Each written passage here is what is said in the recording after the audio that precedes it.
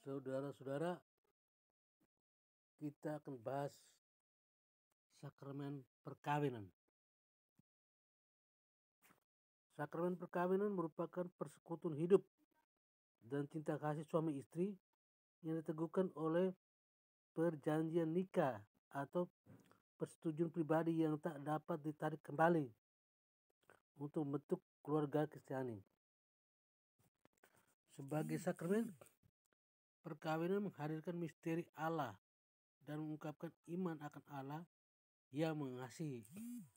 Para suami istri dengan sakramen perkawinan menandakan misteri kesetiaan dan cinta kasih yang subur antara Kristus dan gereja.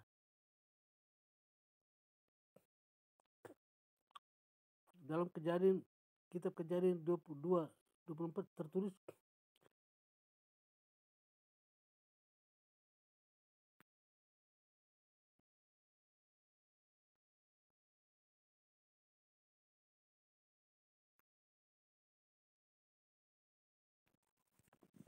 ya saudara, dalam kitab Kejadian 2:24 tertulis, sebab itu seorang laki-laki akan meninggalkan ayahnya dan ibunya dan bersatu dengan istrinya sehingga keduanya menjadi satu daging. Dengan demikian, hidup perkawinan dipandang sebagai kesatuan yang erat dalam seluruh hidup antara seorang laki-laki dan perempuan. Dalam Injil Matius 19:6, Yesus menegaskan kesatuan antara suami dan istri dalam perkawinan dengan konsekuensi dengan larangan untuk bercerai. Kesepakatan nikah yang harus dimuncul dari pesan-pesan suami istri itu sendiri mengandaikan kebebasan dan masing-masing pihak untuk meneguhkan perkawinan ini. Ini berarti masing-masing pihak harus bebas dari pemeriksaan pihak luar, tidak terhalang untuk nikah, mampu secara hukum, dinyatakan secara publik dan sah menurut norma hukum. Perkawinan Kristiani yang menandakan misteri kesatuan antara Kristus dan gerejanya dinyatakan dalam 3 ciri. Ciri pertama adalah perkawinan Kristiani berciri tunggal, artinya tanda kasih yang total antara seorang pria dan seorang wanita. Ciri kedua adalah kesetiaan. Perkawinan Kristiani melambangkan kasih Allah. Karena Allah adalah setia, maka cinta kasih suami istri juga menjadi cinta kasih yang setia, yang dinyatakan dengan ciri tak terceraikan. Ciri ketiga adalah subur, baik secara rohani ataupun jasmani. Secara rohani, cinta kasih istri semakin lama semakin berkembang dalam cinta kepada Tuhan. Secara jasmani, kesuburan itu juga dinyatakan dengan keterbukaan terhadap keturunan, keterbukaan untuk menerima dan mendidik anak-anak yang lahir dari keluarga tersebut.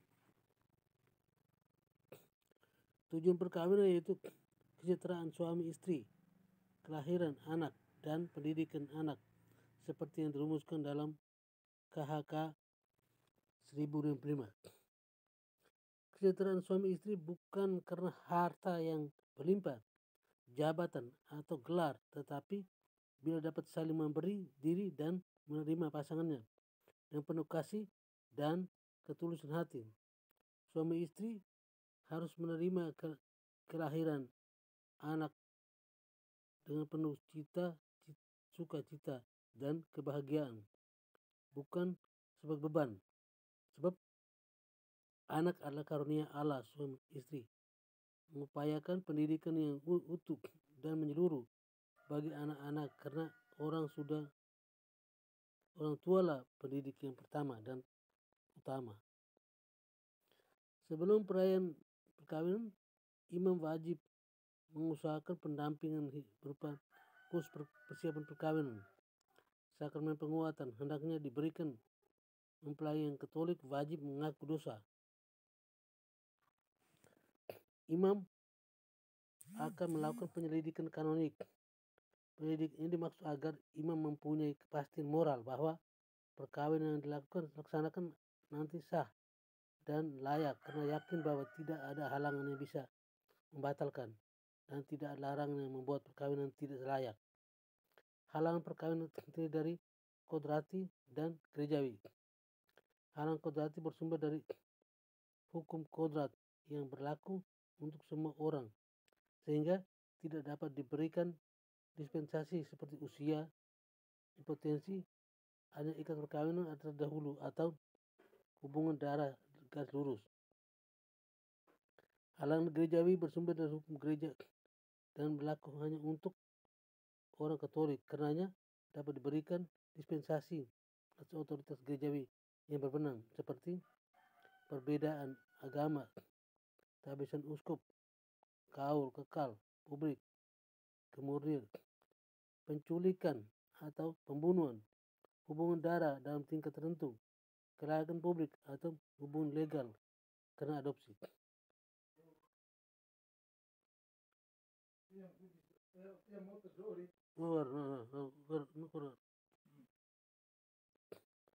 Penerimaan sakramen perkawinan dilaksanakan dalam perayaan Ekaristi atau dalam ibarat sabda berupa peneguhan perkawinan antar kedua mempelai sambil meletakkan tangan di atas kitab suci. Pilihan 1, maka tibalah saatnya untuk meresmikan perkawinan saudara. Saya persilakan saudara masing-masing mengucapkan perjanjian nikah di bawah sumpah mempelai pria di hadapan imam dan para saksi. Saya nama menyatakan dan terus ikas bahwa nama mempelai wanita yang hadir di sini mulai sekarang ini menjadi istri saya. Saya berjanji setia kepadanya dalam untung dan malang, dan saya mau mencintai dan menghormatinya seumur hidup. Demikian janji saya demi Allah dan Injil suci ini.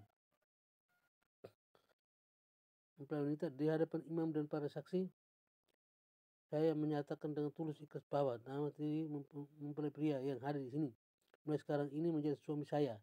Saya berjanji setia kepadanya dalam untung dan malang, dan saya mau mencintai dan menghormatinya seumur hidup.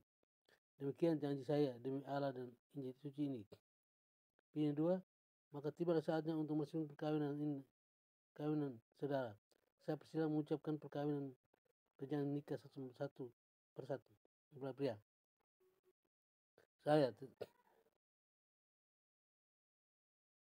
saya memilih engkau untuk menjadi istri saya. Saya berjanji setia kepadamu dalam untung dan malang, di waktu sehat dan sakit, dan saya mau mencintai dan menghormati engkau seumur hidup. Saya memilih engkau menjadi suami saya.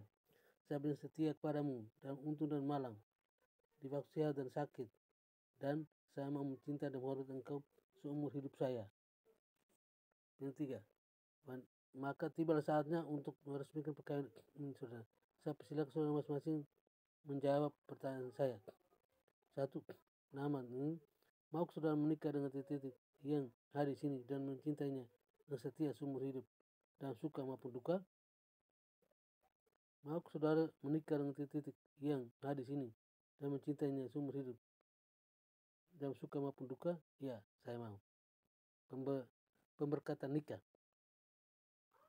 atas nama gereja dan gereja Allah dan di hadapan para saksi dan hadir sekali, saya menegaskan bahwa perkawinan yang telah diresmikan ini adalah perkawinan kanonik yang sah. Semoga sakramen upacara kudus ini menjadi bagi saudara berdua sumber kekuatan dan kebahagiaan yang bersatu Allah. Janganlah dicarikan manusia. Apabila janji perkawinan saling diberikan oleh seorang dibaptis dan tidak dibaptis di hadapan dua saksi bahwa dan seorang imam, maka disebut pemberkatan perkawinan.